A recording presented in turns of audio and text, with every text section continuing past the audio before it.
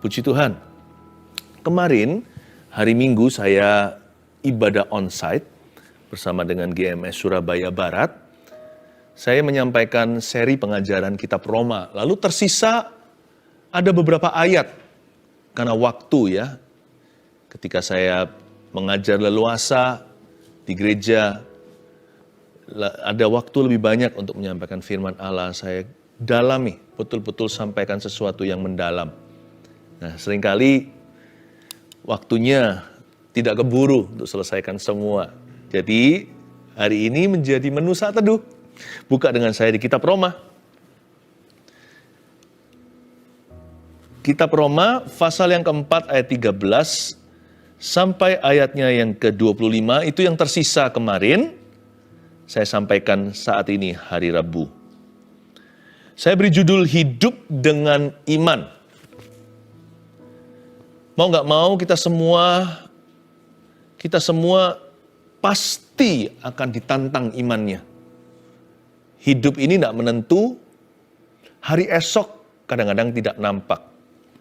Orang benar akan hidup oleh imannya. Iman perdana kita adalah percaya perbuatan Allah melalui Yesus Kristus di kayu salib.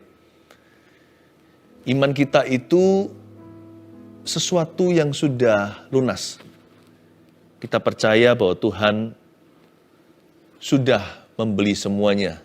Segala keperluan Anda dan saya yang bisa kita bayangkan atau yang tidak terbayangkan ada dalam Yesus Tuhan. Tapi dalam perjalanannya, setelah kita percaya Yesus sebagai Tuhan dan Juru Selamat dan menerima pengorbanannya, kita akan diuji lagi dan lagi. Dari waktu ke waktu kita akan berhadapan dengan situasi yang menuntut kita untuk memilih mau percaya Tuhan atau percaya diri sendiri. Mau percaya firman Tuhan atau percaya perkataan orang yang seringkali adalah janji palsu. Mau percaya kepada Tuhan, kekuatannya, atau pada kekuatan diri sendiri. Nah, kita akan diperhadapkan.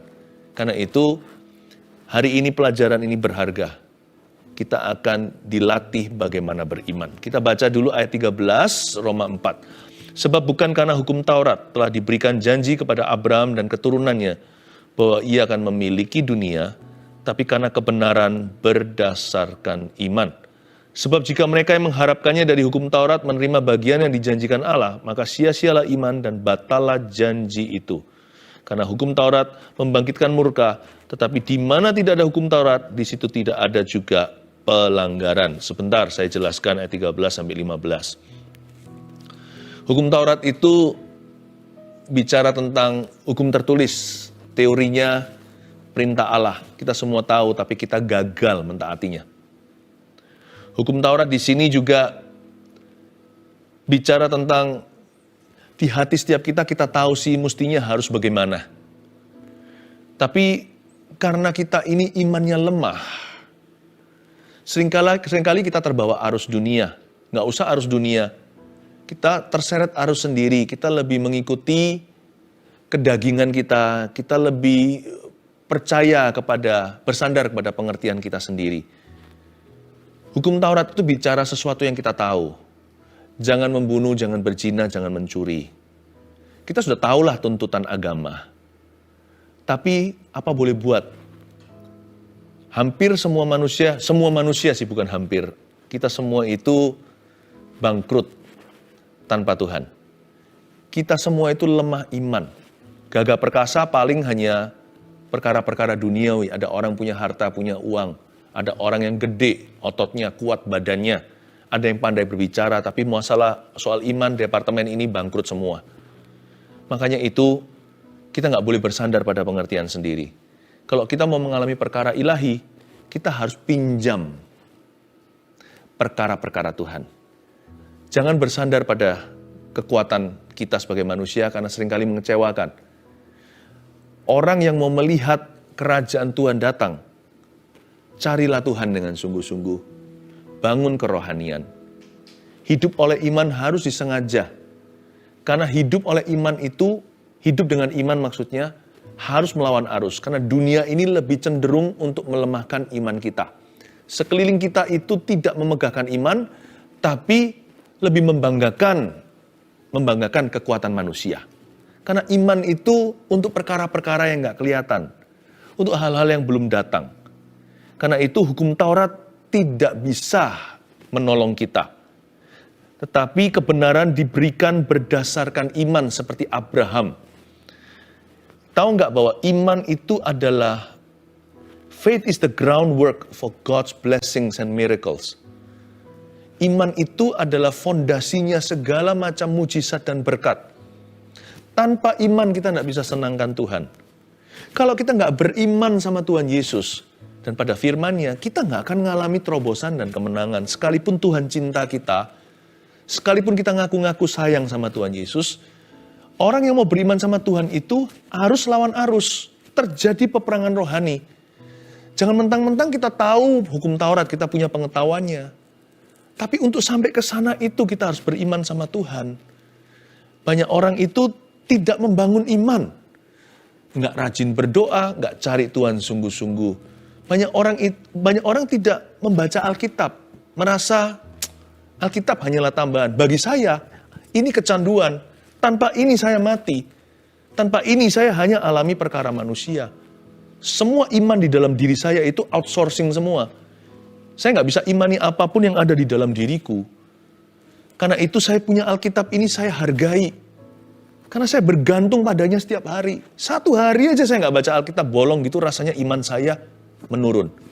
Bukan perasaan, sungguhan.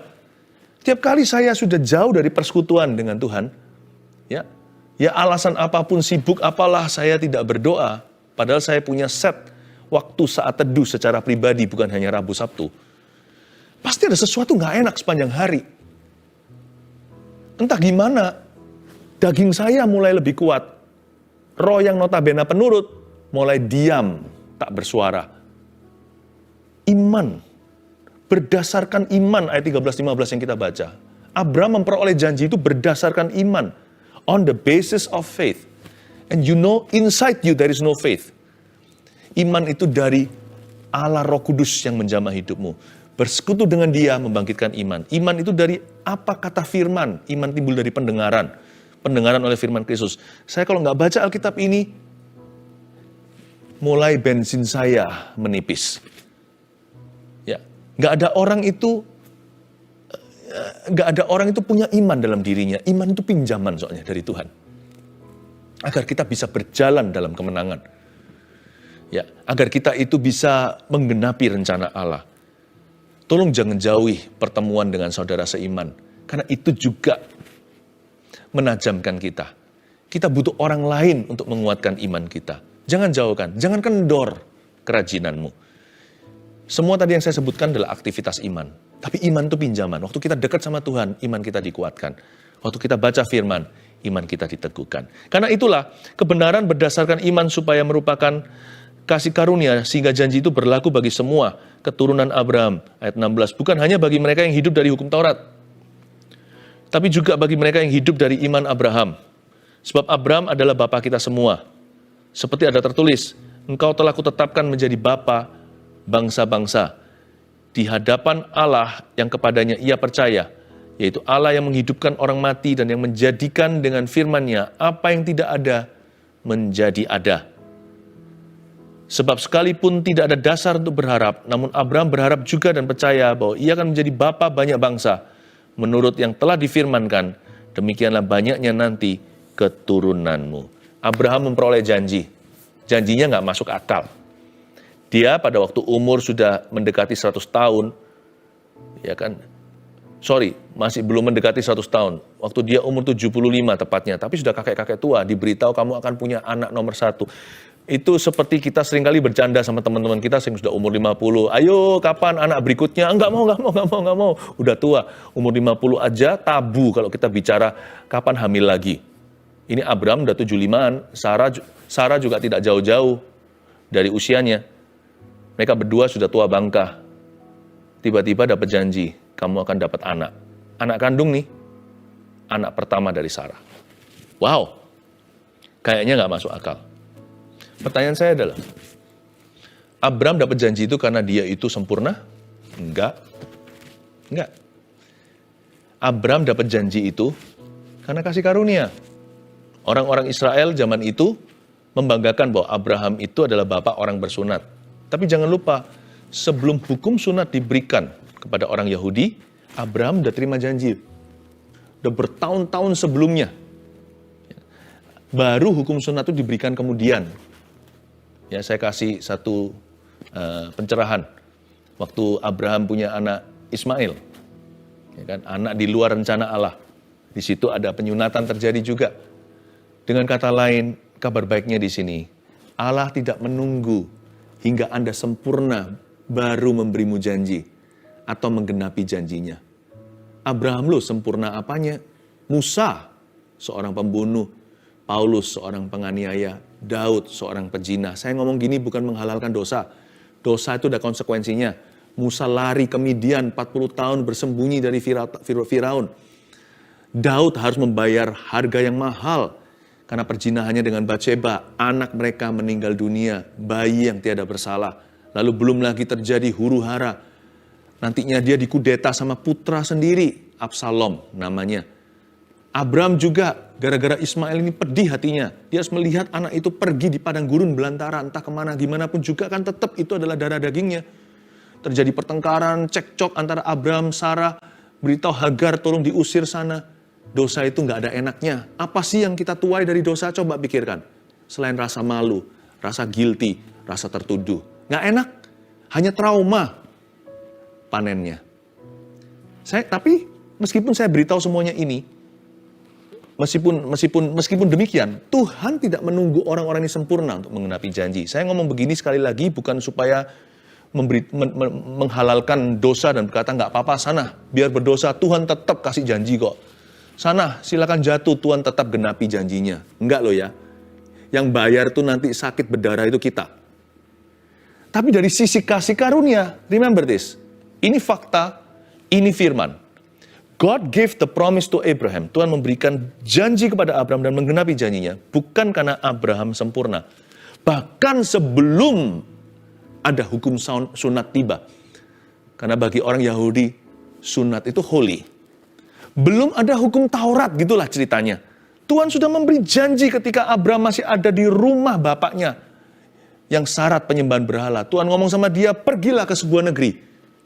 Dan negeri itu akan kuberikan kepadamu dan keturunanmu. Dan keturunanmu nanti akan seperti pasir banyaknya. Seperti bintang di atas langit. Abraham masih di rumah berhala orang tuanya. Ini semua saya katakan, sekali lagi bukan untuk membenarkan dosa. Tetapi untuk meneguhkan, mendorong, to encourage, untuk mendorong orang-orang yang merasa tidak layak seperti Anda dan saya. Orang-orang berdosa yang terus mempertanyakan, apakah Tuhan cinta? Apakah Tuhan mengasihiku? Apakah ada masa depan bagi diriku? Lihat Abraham. Biarkan Anda semakin teguh. Lihat Daud. Lihat Musa. Lihat Paulus. Biarkan Anda diteguhkan. God is giving you a promise for your future now. Sekalipun sekarang Anda dan saya masih berlumuran salah. Sekalipun kita tidak layak menerimanya. Itulah sebabnya hidup oleh iman itu, hidup dengan iman itu sangat penting. Kalau Tuhan berbicara, jangan berkata, tapi aku ini kan gak layak. Katakan ya dan amin. Lalu itulah titik perubahanmu. Ketika Anda percaya, mulai hari itu Anda akan hidup berbeda. Jangan tawar. Jangan negosiasi. Kalau Tuhan sudah finalkan. I have a plan for you. Aku punya rencana bagimu. Masa depan penuh pengharapan. Rancangan damai sejahtera. Jangan berkata, but, tapi Tuhan. Jangan begitu, jangan biasakan latah sama Tuhan Yesus. Kalau Tuhan ngomong sama kita hari ini, katakan ya dan amin. Seperti Samuel, dia belum kenal Tuhan. Samuel itu dengar suara. Samuel, dia bahkan gak tahu itu Allah. Tapi sesuai nasihat Eli mentornya, dia akhirnya berkata, ini aku, hambamu, berbicaralah kepadaku. Kalau Tuhan bicara sama kita, katakan ya dan amin. Rendah hati aja terima. Terima kasih Tuhan, layakkan aku. Kalau kita tahu diri kita nggak layak, kalimat berikutnya menentukan. Then make me worthy, layakkan aku. Ingat ya, kalau kita hidup dengan iman, kita akan dibenarkan oleh iman itu. Faith justifies dalam bahasa Inggrisnya. Iman itu membenarkan, bukan berarti dia tutup sebelah mata sama dosa kita, lalu dia sangkali kesalahan kita, enggak. Tapi iman itu mengupgrade kita. Sehingga bukan karena kita sempurna dulu baru Tuhan kasih. Tapi karena Tuhan mau kasih, Kita jadi nggak nafsu. Kita lihat hidup kita masa lalu, aduh, bodoh ya aku. Kalau kita melihat, kalau kita melatih diri untuk beriman, hidup dengan iman, mata kita otomatis akan tertuju ke atas, tertuju ke depan. Bagi Abraham, gara-gara adanya janji Ishak, melepaskan Hagar dan Ismail pun, dia akhirnya berani. Bagi seorang Musa, melihat semak belukar yang terbakar, kalau dia melihat masa depan yang Tuhan janjikan, dia berkata, ayo, aku mau maju, apapun resikonya menghadap Firaun. Meskipun latar belakangku kurang bagus, aku mau jadi alat di tangannya. Orang yang hidup dengan iman, otomatis akan lihat ke depan. Orang yang hidup dengan iman akan otomatis lihat ke atas. Dan dia mendapat kekuatan untuk berkata tidak kepada dunia dan kepada dosa. Be humble. I know God will speak to you. Tuhan akan bicara kepadamu. Nah, iman seperti apa sih yang disebut hidup dengan iman itu? Imannya kayak apa? Supaya Anda mengerti kalau setiap kali Anda menghadapi ini, Anda sudah diajari di saat teduh bersama, tolong pahami, kalau Anda menghadapi sebuah situasi yang menuntut berapa hal yang saya bagikan ini, ketahuilah bahwa Anda sedang dilatih imannya. Tolong jangan maju mundur sama Tuhan. Tuhan sedang membawa Anda ke tanah Kanaan. Ayat 17 seperti ada tertulis, engkau telah kutetapkan menjadi bapak bangsa-bangsa. Itu janjinya. Wow, umur 75. Digenapi 25 tahun kemudian, tepatnya umur 100, Abraham memperoleh Ishak, anak perjanjian. Di hadapan Allah yang kepadanya ia percaya, yaitu Allah yang menghidupkan orang mati dan yang menjadikan dengan firman-Nya apa yang tidak ada menjadi ada. Ayat 17 luar biasa. Ketika Tuhan berfirman sama Abraham, dia percaya. Dia percayanya bukan lalu mengangguk-angguk, positive thinking, bukan. Dia percayanya gini. Alasan percayanya adalah karena dia hidup di hadapan Allah yang kepadanya ia percaya, yaitu Allah. Abraham tidak percaya diri. Sebelum Abraham percaya janji, dia bukan hanya percaya perkataan Allah, dia percaya pribadinya. Kalau si A ngomong sama saya begini, kalau dia punya reputasi suka menipu, saya nggak akan percaya sama sekali. Tapi kalau yang bicara sama saya adalah seorang yang integritasnya tidak dipertanyakan, seorang yang bereputasi bersih, dia selalu tepat janji, orang yang berwibawa, orang yang berpengaruh, dia ngomong apa sekalipun dia manusia bukan Allah, saya cenderung percaya. Abraham itu percaya sumbernya sebelum dia percaya perkataannya. Belajar dari Abraham dulu.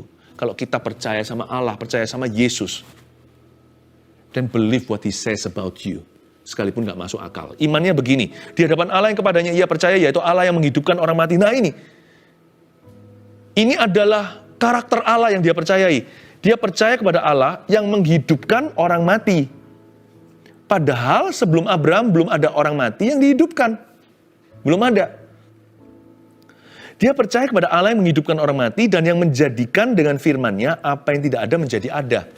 Satu, tulis ini. Abraham beriman pada kemampuan Allah, bukan manusia. Dari waktu ke waktu ya, dalam konteks yang berbeda setiap kita ya, kita akan diperhadapkan dengan situasi, kita harus percaya kepada, kita dihadapkan pada sebuah pilihan, percaya kepada Allah atau percaya kepada manusia. Percaya kepada Tuhan atau percaya kepada keadaan, kita pasti diperhadapkan. Ingatlah kalau kita menghadapi situasi seperti itu, apalagi di pojokan, ketahuilah bahwa Allah sedang melatih imanmu. Di saat seperti itu, saya sarankan kita semua belajar untuk hidup dengan iman. Iman Abraham itu jelas, dia percaya kepada Allah yang menghidupkan orang mati, padahal belum ada kasus. Pada waktu dia membawa Ishak naik ke atas nantinya, waktu mau disembelih, dia menuruti perintah Tuhan, itu dia percaya dalam hatinya. Ibrani menjelaskan nanti lewat pewahyuan Allah, lewat penulisnya, bahwa apa yang terjadi dulu itu begini loh cerita sesungguhnya. Abraham itu dalam hati berdialog dengan diri sendiri, aku taat saja sebab aku tahu sekalipun Ishak ini dibunuh. Tapi karena Tuhan berkata jelas lewat Ishak, ada perintahnya, ada firman-Nya. Ishak itulah, lewat Ishak. Tuhan jelas berkata lewat Ishak. Akan nanti keturunanmu yang akan menjadi berkat bagi bangsa-bangsa. Dia berdialog, dia berpikir, dia merenungkan. Kalaupun hari ini dia mati, Tuhan akan bangkitkan lagi. Dia yakin pada kebangkitan sebelum ada kasus kebangkitan sama sekali. siapa yang memberitahu Abraham? Pasti Bapa yang membisikkan ke telinganya. Itu pewahyuan. Iman itu tidak bisa kita buat-buat. God will whisper it to you. But you will have a choice tuh.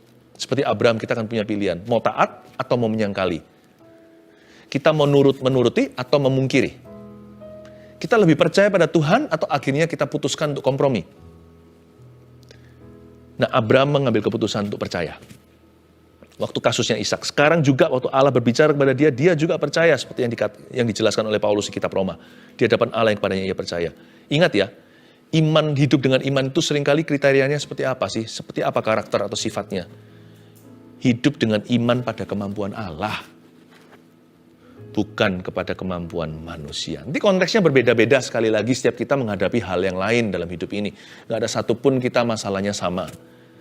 Ya, sekalipun anak kembar pun 2 orang, identikal pun tetap dua-duanya punya masalah sendiri-sendiri. Tapi kalau kita mau belajar hidup dengan iman, remember this, have faith in God's ability, not in your own. Miliki kepercayaan, keyakinan pada kemampuan Allah. Ku yakin saat dia berfirman, aku tahu aku menang saat dia berkata-kata dalam kehidupan saya. Ayat 18, sebab sekalipun tidak ada dasar untuk berharap, namun Abraham berharap juga dan percaya bahwa ia akan menjadi bapa banyak bangsa menurut yang telah difirmankan. Demikianlah banyaknya nanti keturunanmu. Ayat 18, saya suka kalimat ini. Sekalipun tidak ada dasar untuk berharap. Abraham itu nggak bodoh, dia itu intelektual. Dia tahu jelas bahwa dia sudah lewat masa-masa subur. Apalagi Sarah yang sudah lama jauh melampaui menopausnya. Mereka berdua sudah nggak bisa punya anak. Tetapi sekalipun demikian dia percaya. Jadi iman itu nggak buta ya. Iman itu juga lihat keadaan, tapi dia nggak percaya pada keadaannya. Dia lebih mempercayai kemampuan Allah. Iman itu tidak buta sama sekali. Abraham sangat paham. Dia sangat mengerti situasi secara fisik yang ada, yang terjadi. Tidak mungkin dia bisa punya keturunan. Sebab sekalipun tidak ada dasar untuk berharap, kata tidak ada dasar di situ pasti sudah disurvei dulu. Pasti diriset. Dia pasti sudah melihat dari setiap angle, setiap sudut, setiap sisinya. Ini nggak mungkin, saudara, kira-kira begitu. Ini nggak mungkin, Hani atau Dear Sarah, dia bicara antara suami istri. Tapi dengan Allah, tiada yang mustahil. Yang kedua, hidup dengan iman itu seringkali modelnya seperti apa? Iman yang seringkali melawan arus. Saya nggak ngerti ya. Tapi hidup saya itu kalau saya menoleh ke belakang, saya sendiri perhatikan bagaimana cara Tuhan melatih saya. Itu saya itu dari waktu ke waktu disekolahkan sama Tuhan. Ternyata kita bisa wisuda S1, S2, S3 di dunia lalu kelar, selesai dengan ijazah. Sama Tuhan nggak pernah kelar. Karena hidup dengan iman itu setiap kilometer kita akan diuji lagi. Karena iman kita terlalu berharga diuji sekali. Karena iman kita itu yang akan membawa kita ke sorga. Bukankah karena iman kepada Tuhan kita diselamatkan? Bukankah Injil katakan di Roma 1:16, Injil itu menuntun kita dari iman kepada orang yang percaya kepada Tuhan. Pertama orang Yahudi yang sudah kenal Tuhan dulu, lalu orang Yunani atau ateis seperti kita semua zaman dahulu. Ya. Tapi kalau saya perhatikan, saya kembali review, saya lihat lagi ke belakang, cara Tuhan latih saya itu selalu Tuhan izinkan saya. Makanya jangan ngomel kalau kita dimasukkan dalam sebuah keadaan yang tidak mengenakan. Yang Tuhan cari dari kondisi seperti itu tuh bukan berkat atau apa. Bahkan berkat atau mujizat itu semuanya hanya bonus. Yang Tuhan cari adalah iman yang teruji, iman yang lebih berharga dari emas, perak, dan permata. Jadi ternyata Tuhan mau percaya kita. Kalau saya lihat lagi, sekali lagi, semua kehidupan saya dari dulu, sejak saya kenal Tuhan apalagi, itu diisi dengan cerita, dari waktu ke waktu saya diperhadapkan dengan situasi di mana iman saya harus melawan arus. Kalau seperti itu jangan menganggap dirimu malang. Anggaplah itu kesempatan dalam kesempitan. Agar Anda hidup dengan iman. Bagaimana kita bisa mengalami Yehovah Jireh kalau kita nggak kekurangan?